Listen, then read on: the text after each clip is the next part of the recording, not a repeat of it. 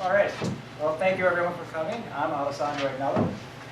My business partner, C.B. Sullivan, could not be here today, unfortunately. He actually got a job in Detroit. He just became a graduate at the MBA with an MBA in December. So he's out there. He's wishing me best of luck. I told him I'd call him. I'm like, maybe I didn't have a hologram. I was hoping for a hologram or like a stick figure and hold him up.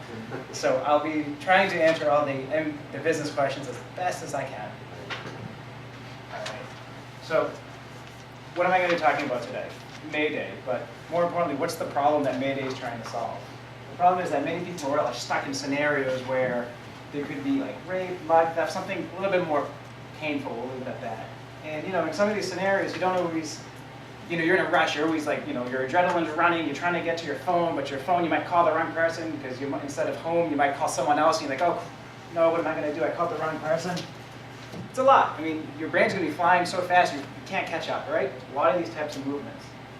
And there's been a lot of people who try to attempt these solutions, but they don't do it so effectively. And we'll get into more of that very soon.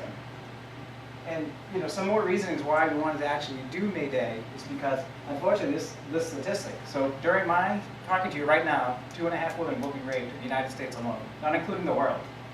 And 1 in 4 college women are raped during university. That's some strong and powerful numbers. That hurts. You know what I mean? So as you guys are sitting here, as we all are, these stats are running. And you know what? My job with Mayday is to drop these stats even lower. This is very unfortunate. So some of the solutions that they currently have is phones like React, Mobile, Circle of 6. And what they do is they assume you have your phone on you. Like for instance, I'll have my phone like this. The moment I let go of my thumb, it's going to contact my friends internally. That doesn't seem so logical as I'm walking down, because that's assuming it's always in your hand. And if you got to say hi to someone, oh, hold on a second, let me switch my fingers out, shake your hand, put it back. Not very necessary. There is someone that actually does have a device. It's very bulky, super bulky. I believe it's emergency. What their idea was, you go running with it, and it looks like a big butterfly, to be honest with you. Very noticeable. So, wasn't a big fan of that. And as we said, if your phone's in hand, if you're an attacker, they're going to judo chop your hand. You know what I mean? Then you lost your defense. Obviously it's an easy target. So we try to come up with something that's a little bit more sly, slick. Can't really find it too much.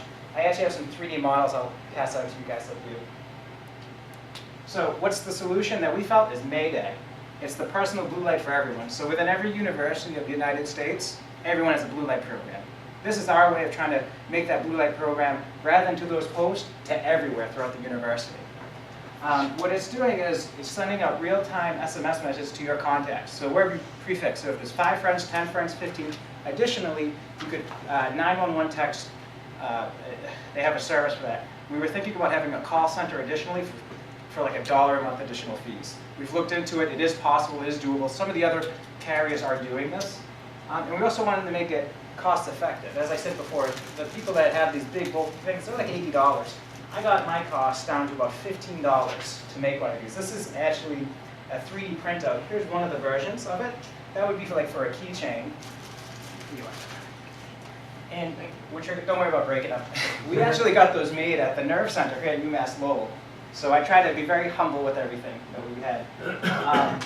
Additionally, we had this idea of like a COP view, which stands for Chief of Police. Essentially, if you're part of the university, if I push that button and I'm the police chief here, they're going to get notified on their screen. I actually have that prototype on our website.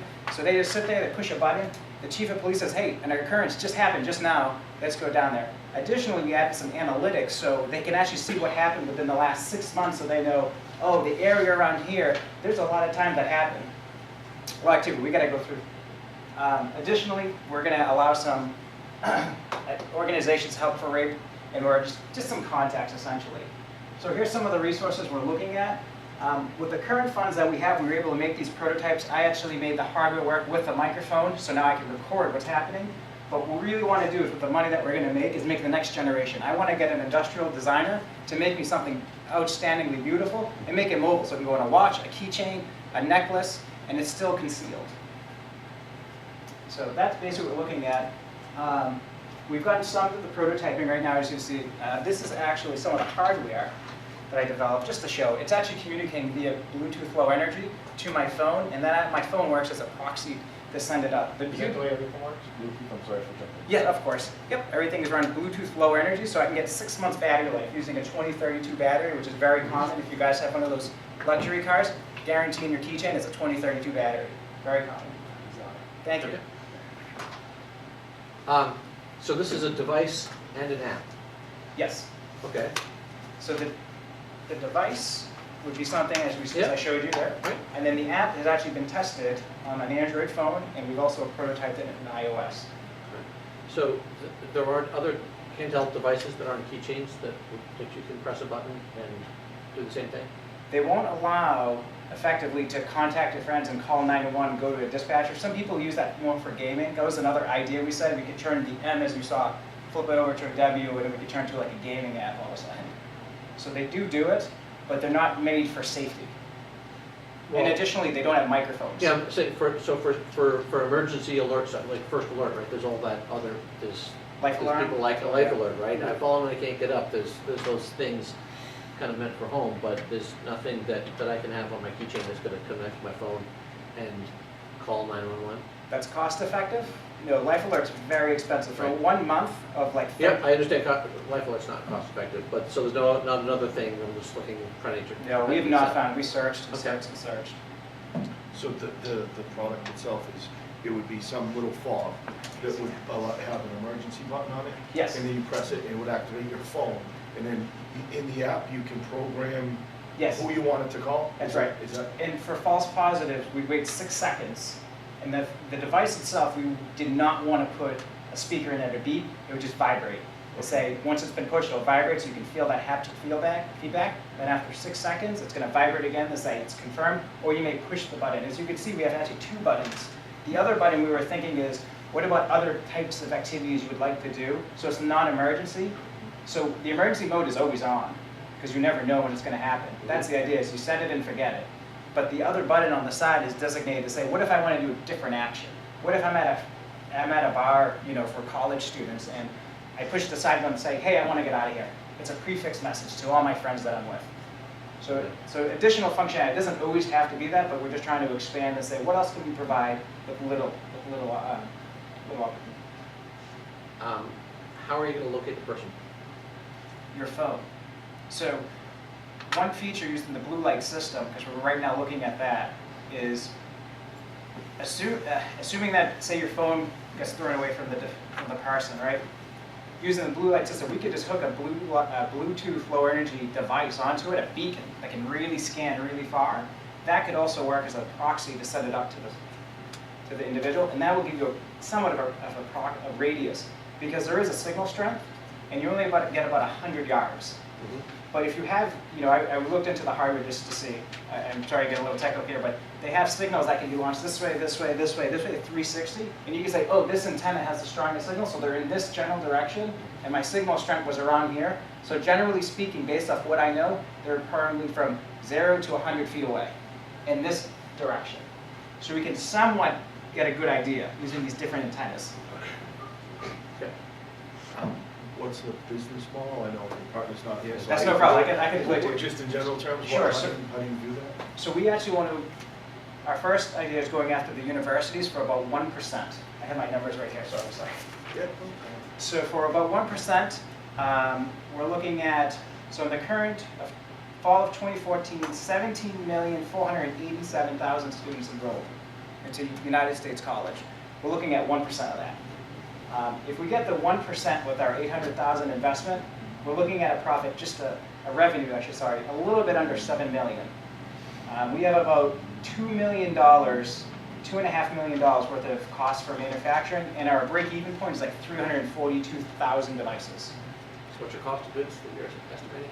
$15 based off the hardware itself was about $4 we costed, and that's me at 1,000 units or so. Okay. So obviously, if we really expect it to be a lot cheaper, and then based off reading journals, articles for design of fobs and all that stuff, was about another $8 including packaging. So, okay. And how much would you sell it for? We're thinking around 40 right now. We're trying to be as cost effective as we can, but if we find that maybe it sells better at 50 because we made it the box white rather than red or something, more than happy to. But the idea is to really help someone. Additionally, the apps are going to be free. So you don't actually have to have Mayday, but we want to entice them to buy it. So if you're on there, there's a way to purchase it. We'll send it directly. And we think about using services like Amazon, just contacting them to say, push button, you know, have it ordered to your house. Would you make the app available on someone's phone as well, just, you said for free, so could Yes. I put that on my phone? Yep, and one of the ideas that we were thinking is, you might not have the 911 text service, say, for free, but a really fast action no one really does is hitting the up and down volume buttons at the same time. Me pressing it twice could be a same type of motion. So I didn't want to limit to it, because the idea is not so much to sell these, this is for awareness, if you will. It's the $1 a month, or having a university pay for a subscription to see what's happening. So you're gonna sell a device and you're going to, and you want subscription? Yes, because we're charged. So subscription, not just selling the app, but you want people to Subscribe, so that this way, with the subscription, what's going to happen is they're gonna, basically, without the subscription, they can still text their friends, but they're not gonna be able to have the 911 call service. Why not? Cost. Unless a university wants to buy into it, Because you have to man the call center. yes, or it's about 15, 20,000 a month we found it for. Okay. But if we're finding, like, say, Fitbit, where they sell thousands a day, hey, guess what? Subscription is free. But if the university wants to buy it and they want to get all that aggregated data of all the students when they push that button to show for safety, we want to charge for that, because we don't want to give that away. Additionally, one of the other features within it that's really beneficial is that some of these cases in court for like rape, for 60% of them get tossed out the door because they don't have they have no way of proving it. With this device, we have audio. So that's another selling feature of it. I can capture the voice. I can hear you a lot better if the device is right here compared to like the phone being like in my pocket or if I had a purse or whatnot. So you could make it like jewelry, like a necklace. Exactly. So if you press the button, it starts recording? That's right. It's going to record for you automatically until the user has said, I am safe. So the recording is on the phone, or where is the? Sure. So on the actual device, if we could just go through a quick workflow with you Yeah. and push the button. You can see that little slit, the little hole in there? Yep. That's where the microphone's is listening into you. And it's going to keep recording and recording and recording. I'm putting a memory chip in here. They're very cheap. I can get a 128 megabyte chip that can do more than enough audio capturing for about $2. And it's just, half the size of my pinky. So the device itself will record the audio. That's right. The audio won't be in the phone, it'll be in the It chip. will be transferred to the phone, but it'll keep a copy here until the user has said, I'm okay to remove it. When the user said, I'm okay to remove it, then that's fine. Additionally, because we're going to be in the cloud space with everything, the cloud's always going to have a copy of everything. So no matter what you do, you lose your phone, you do something, it's okay. It's here, and then if I can sync with another device. Because one of the ideas that we had is proxying. So say, Glenn, I don't know you, right? We walk down the street, an emergency happens, my phone gets destroyed, I push this button, well, what happens, right? We need a false loop. If he has Mayday installed, my device will contact him, because I can have 5 to 7 Bluetooth devices, low energy devices connected to a single phone at any given time. His phone will say, hey, I see this Mayday device, and he's going to send a special alert saying, I'm in help right now, I need help. He's going to say, okay, he's going to send a message up to the cloud. The way how it's identified is through the MAC address, so I have a unique identifier of who it is. And then it's going to work under its own behalf to say, okay, server, contact these people, contact the authorities, contact UMass Lowell to say. So if the attacker took your phone, you're being attacked, and they took your phone and destroyed it, but you hit Mayday, his phone could serve as a proxy for you? That's right. And it will know that it's you that's actually... That's right. So they all have a MAC address in it, and that's the unique identifier. Every single wireless device has one. So that's how I can uniquely identify it, and there will never be another one. So imagine if you're going to get false positives, you have to figure out how to deal with that. But imagine if a couple is having a romantic moment and saying extremely personal things, and they're close enough where that thing goes off. Like, does that mean their very private moment is recorded somewhere in the cloud? They could delete it. I don't want to hold it. So do you have like some sort of caching system, or where it's guaranteed? I mean, I could imagine like my kids may not want me here if I have access to their account, or someone may not want that information out there. But like, holy Christmas, how long has this been on? I just said some of the most personal shit I ever said in my life. Excuse my French, but like, how do you deal with that? So one option that we're thinking, everything is controlled by the app or the web service. So when you're on the web, when you're on the application, you can configure however you want to do it. You don't have to have it pushed to the cloud if you don't want to. It's just recommended. So, simple question, I want to be respectful of everyone. Of course. Imagine that the four of us were like, oh my God, Alex like blew us away, like let's just put in all our savings and so we get to market as soon as possible. Like, if we gave you money, and I'm gonna ask how much you would want, right now, like, how quickly could you get stuff out on a shelf somewhere, like at Sharper Range or somewhere like that? Can you answer that? Sure. So in terms of development, like in terms of just software, hardware? No, stuff on the shelf. Okay, I would assume probably around 8 to 9 months. 8 to 9 months. Okay, so that's what you'd need all that for? We're assuming this is just 1 year. Okay. Do you anticipate any pushback from, say, sort of the police departments, that they're going to be getting these sort of false alarms all the time? So funny you ask, I actually spoke to a few EMS and 911 dispatchers. They said, where have you been all my life? So they actually do appreciate it. Because for them, it's hard for them to identify someone and to find them. And I'm trying to help them get there. So the goal is to work with them, not against them. Because I'm just a companion. You know what I mean? It's truly up to the user. Like, if I want to share my details, I will. Other than that, I'm anonymous. Okay, I think maybe it's time for Yeah. deliberation. Bring it to our next thing. Thank you very much. Thank you.